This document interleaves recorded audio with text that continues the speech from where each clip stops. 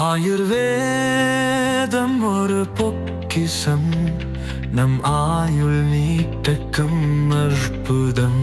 Doctor Srivarma's 7 தலைமுறைகள் பாரம்பரியமிக்க ஒரே சித்த மருத்துவ ஸ்தாபனம் சேலம் சிவராஜ் சித்த வைத்தியசாலை. இப்பொழுது சேலம், ஈரோடு, சென்னை, ஹொசூர், திருப்பத்தூரில் தினசரி மருத்துவரை சந்திக்கலாம். தொடர்புக்கு 9842722500. சாணக்கிய நேயர்களுக்கு வணக்கம். இப்போ இந்தியாவில் பார்த்தீங்கன்னா 5000க்கு மேலே கோவிட் கேசஸ் சடனாக ரைஸ் ஆகிட்டு இருக்கு. தமிழ்நாட்டில் பார்த்தீங்கன்னா அரௌண்ட் 220 கிட்ட சடனாக ரைஸ் ஆகிருக்கு. நேற்று ஒரு டெத் வேர் நடந்திருக்கு. இது குறித்து நம்மிடம் ஆலோசிக்க டாக்டர் விஜய் சக்கரவர்த்தி இணைந்திருக்கிறார். வணக்கம் சார். வணக்கம். இந்த சடன் ரைஸுக்கு என்ன சார் ரீசன்? இந்த கோவிட் எப்படி 2020-21ல ஒரு மிகப்பெரிய ஒரு பேண்டமிக் ஏற்படுத்தி லட்சக்கணக்கான உயிரை எடுத்ததோ, அதே மாதிரிதான் இன்ஃபுளுன்சாங்கிற ஒரு இது இருக்குல்ல, பன்றி காய்ச்சல் அண்ட் பறவை காய்ச்சல்னு சொல்லுவாங்கல்ல.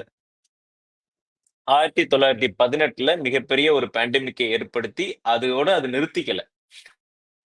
அப்போ லட்சக்கணக்கான உயிர் இறந்தாலும் இன்றைய தேதி வரைக்கும் வருஷத்துல ஒவ்வொரு தடவையுமே கொஞ்சம் கொஞ்சம் இந்த பறவை காய்ச்சல், பன்றி காய்ச்சல்ங்கிறது ஃப்ளூ வைரஸஸ் வந்துகிட்டே தான் இருக்குது. மெஜாரிட்டி பீப்புளுக்கு மைல்டா போனாலுமே ஒரு சிலவங்களுக்கு ஆக்சிஜன் தேவைப்படுறது, ஒரு சில இறப்பு விகிதமும் இருந்துட்டு தான் இருக்குது. அது ஏன் நடக்குது அப்படின்னா, அந்த ஃப்ளூ வைரஸ் தன்னைத்தானே உருமாற்றிக் கொண்டு மியூட்டேட் ஆகி புது புது ஸ்ட்ரெயின்ஸ்ல வருது. அதே மாதிரிதான் இந்த கோவிடும் 2020, 21ல அந்த பேண்டமிக் அப்புறம் தன்னைத்தானே உருமாற்றிக் கொண்டு புதுசா மியூட்டேட் ஆகி வந்திருக்கிறதா இப்போ இந்த புது ஸ்ட்ரெயின். சரி, இதுல என்ன சார் ப்ராப்ளம் அப்படின்னு கேட்டீங்கன்னா, இதுக்குமே மிகப்பெரிய தொற்று பவர் உண்டு. டிரான்ஸ்மிலிட்டி ரொம்ப ரொம்ப ஜாஸ்தி. அதனால ஒருத்தருக்கு வந்ததுன்னா சுத்தி இருக்கிற ஒரு 5, 6 பேர் இல்ல 7, 8 பேருக்கு வந்துருது. அண்ட் இப்போ இந்த லாக்டவுன் எதுவுமே கிடையாது. மக்கள் ஃப்ரீயா மூவ் பண்றாங்க. தியேட்டர், பார்க்கு, ரயில்வே ஸ்டேஷன்ஸ் எல்லாம் டிராவல்லாம் இருக்கிறதுனால ஒருத்தர் இருந்து ஒருத்தருக்கு பரவிட்டு வருது. இதுல இறப்பு விகிதம் கம்மி. பட் இருந்தாலும் தொற்று ரொம்ப ஜாஸ்தியா இருக்கிறதுனால ஒரு 1000 பேருக்கு ஒரு 2 டெத் நடந்துன்னு இருக்குது.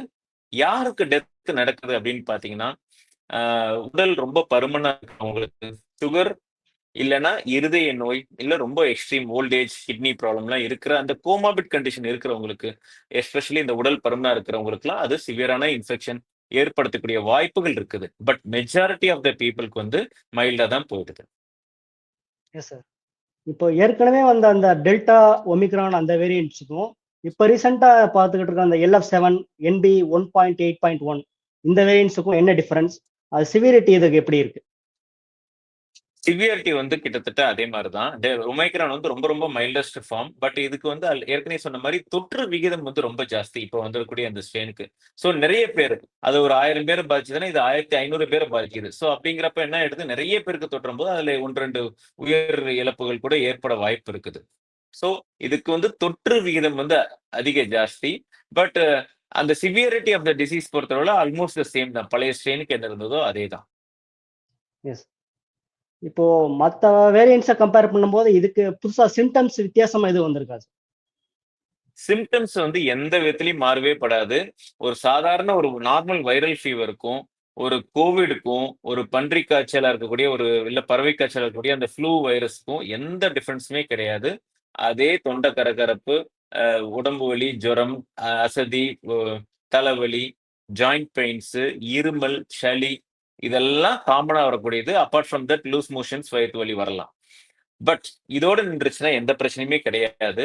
மைல்டா இந்த ஆக்சிஜன் குறையிறது, மூச்சு திணறல் ஏற்படுறது, இளைப்பு வர்றது, சேச்சுரேஷன் பாத்தீங்கன்னா 94க்கு கீழே போகிறது. இந்த மாதிரி சிம்டம் வந்ததுன்னா இமீடியட்டா நம்ம ஹாஸ்பிட்டலுக்கு கான்டாக்ட் பண்ணணும். சிடி செஸ்ட் எடுத்து உள்ளக்க அது நிமோனியாவா மாறி இருக்குதான்னு பார்க்கணும். Yes sir. இப்போ பார்த்தீங்கன்னா சவுத் வெஸ்ட் மான்சூன் வேறு ஸ்டார்ட் ஆகுது. இந்த மான்சூன் சீசன் வேறு ஸ்டார்ட் ஆகுது. இப்போ நார்மலாக பார்த்தீங்கன்னா இந்த வைரல் ஃபீவர்லாம் வர்றது நார்மல் தான். இப்போ அந்த டயத்துல இந்த கோவிடும் புது வேரியன்ட் வர்றதுனால இது ரெண்டுக்கு எப்படி மக்கள் டிஃபரன்ஷியேட் பண்ணிக்கிறது? இப்போ ஹாஸ்பிட்டல் போய் செக் பண்ணிக்கணுமா உடனே? கிளினிக்கலா பார்த்தா நம்மளால டிஃபரன்ஷியேட் பண்றது ரொம்ப ரொம்ப கஷ்டம். மத்த வைரஸ் எல்லா வைரஸ்லும் இதே சிம்டம்ஸ் தான் இருக்கும். சாதாரண வைரஸ் கோவிடா இருக்கட்டும், ஃப்ளூ வைரஸா இருக்கட்டும், இல்ல ரைனோ வைரஸா இருக்கட்டும், அடினோ வைரஸ் எல்லாத்துக்குமே சேம் சிம்டம் தான். எதுவுமே மாறப்போறது கிடையாது. பட் எப்படின்னா, யாருக்கெல்லாம் ஹை ரிஸ்க் பீப்பிள், நான் என்ன சொல்லுவேன், உடல் பருமன் இருக்கிறது, கொஞ்சம் குண்டா இருக்கிறது, தொப்பை இருக்கிறவங்க, அதுக்கப்புறம் சிவியர் ஆல்கஹால், இல்லைன்னா சுகர், பிபி, கொலஸ்ட்ரால், இருதய நோய், கிட்னி நோய், வயதானவங்க, இவங்க இல்ல கர்ப்பிணி பெண்கள், இவங்கெல்லாம் என்ன பண்ணணும்னா, எந்த ஃப்ளூ சிம்டம்ஸ் வந்தாலும் நம்ம கோவிட்காக டெஸ்ட் பண்ணிக்கணும். கோவிட் டெஸ்ட் பண்ணா பயப்பட தேவையில்ல. கோவிட் டெஸ்ட் பண்ணிட்டு அந்த ஆக்ஸிஜன் லெவல் மட்டும் கொஞ்சம் மானிட்டரிங்ல இருக்க வேண்டியிருக்கும். தேவைப்படுறவங்களுக்கு சிடி ஸ்கேன் தேவைப்படும். அது எர்லிஸ்ட்டாவே பிக்கப் பண்ணிறலாம். நம்மளுக்கு நுரையீரல்ல வந்து கோவிட் புகுந்துருச்சா இல்லையாங்கிறத ஃபர்ஸ்ட்டே கண்டுபிடிச்சிடலாம். இந்த யூசுவல் ட்ரீட்மெண்ட் இப்போ வந்து நெறைய அட்வான்ஸ் ட்ரீட்மெண்ட் வந்துருச்சு. நம்ம ஃபர்ஸ்ட் 2 இயர்ஸ்க்கு அப்புறம் இப்போ நெறைய ட்ரீட்மெண்ட் புரோட்டோகால்ஸ் வந்துருச்சு. அதுபடி போனோம்னா சிம்பிளாவே கியூர் பண்ணிடலாம். Yes sir. இப்போ நீங்க கர்ப்பிணி பெண்கள் அப்படின்னு சொன்னீங்க. இப்போ ஒரு 2 டேஸ் பிஃபோர் வந்து கவர்மெண்ட் வந்து பிரெக்னன்ட் உமனுக்குன்னு எக்ஸ்க்ளூசிவா ஒரு கைட்லைன்ஸ் விட்டுருக்காங்க. நீங்க இந்த மாதிரி மாஸ்க் போட சொல்லி ஜாக்கிரதையா இருக்கணும்னு குடுத்திருந்தாங்க. சொல்லிட்டு. ம். எஸ். அது அவங்களுக்கு என்ன மாதிரியான அறிவுரைகள் நீங்க சொல்ல விரும்புறீங்க? இது எல்லாருக்குமே பிரிவென்டிவ் வந்து மெயினா மாஸ்க் தான். ரொம்ப பொது கூட்டத்துல கூட வேண்டாம். தியேட்டர், பார்க்கு, அப்புறம் ரொம்ப அன்னெசெசரி டிராவல்ஸ் எல்லாமே தடுத்துடலாம். லைக் ட்ரெயின்ல போறது, ஃப்ளைட்ல போறது இது எல்லாமே நம்ம தடுத்துட்டோம்னா ரொம்ப நல்லது. அண்ட் அபார்ட் ஃப்ரம் தட் பார்த்தீங்க அப்படின்னா, போற இடத்துக்கு மாஸ்க் போட்டுட்டு போகணும். இதுதான். அண்ட் யாருக்காச்சும் இந்த மாரி ஜுரம், தலைவலி, காய்ச்சல் இதெல்லாம் இருந்ததுன்னா, தன்னை தானே தனிமைப்படுத்துதல் நல்லது. இன்னொரு முக்கியமானதுன்னா, இப்ப தான் ஸ்கூல் வேற ஆரம்பிச்சிருக்குது. இந்த வீக் தான் ஸ்கூல் எஸ். ஆரம்பிச்சிருக்குது. இதுல ஒரு டிஸ்அட்வான்டேஜ் என்னன்னா, ஸ்கூல் ஆரம்பிச்சா அது பிள்ளைங்கள்ட்ட இருந்து நெறைய குடும்பத்துக்கு பரவக்கூடிய வாய்ப்புகள் கூட இருக்குது. குழந்தைகளுக்கும் இந்த மாரி சளி, இருமல், ஜுரம் வந்ததுன்னா, அவங்கள வீட்ல ஒரு 4, 5 நாள் தனிமைப்படுத்திட்டு அதுக்கப்புறம் ஸ்கூலுக்கு போறது வந்து சமூக பரவல் வந்து கட்டுப்படுத்தும். Yes sir.